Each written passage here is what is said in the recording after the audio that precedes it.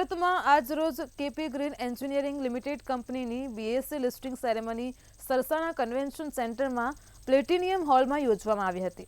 સુરતની કોઈ કંપનીનું હોમટાઉનમાં લિસ્ટિંગ થયું હોય તેવી આ પ્રથમ ઘટના છે.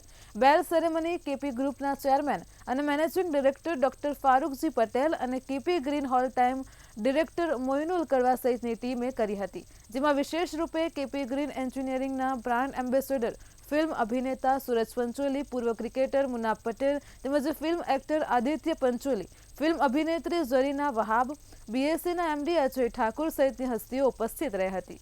રિન્યુએબલ એનર્જી સેક્ટરમાં કામ કરતી કેપી ગ્રુપની આ ત્રીજી કંપની બીએસસીમાં લિસ્ટેડ થઈ છે. આ પહેલા કેપી એનર્જી અને કેપી ગ્રીન એનર્જી સ્ટોક માર્કેટમાં આવી ચૂકી છે અને આજે આ બંને કંપનીનું મળીને 13,000 કરોડથી વધુની માર્કેટ કેપ છે. તો 15 માર્ચે ઓપન થયેલો આઈપીઓ 29 માર્ચે ક્લોઝ થયો અને ત્યાં સુધીમાં 29.58 ટાઈમ તે ભરાયો હતો અને 189.50 કરોડની ડિમાન્ડ સામે 3,727 કરોડની બીડ ભરાઈ હતી. તો ત્યારે કેપી ગ્રુપના એમડી ફારૂક કેપીએ તેમની કંપની પર રોકાણકારોએ બતાવેલા વિશ્વાસનો આભાર માન્યો હતો અને વધુમાં 30 વર્ષ પહેલા માત્ર 50 મેટ્રિક ટન ઉત્પાદનથી શરૂ થયેલી સફર આજે 53,000 મેટ્રિક ટનથી વધુ ઉત્પાદન સુધી પહોંચી હોવાનું અને કંપનીએ માતર ગામમાં નવી ફેક્ટરીના નિર્માણ સાથે આગામી દિવસમાં 2.94 લાખ મેટ્રિક ટનના ઉત્પાદન સુધી પહોંચવાની યોજના પર કામ શરૂ કર્યું હોવાનું જણાવ્યું હતું.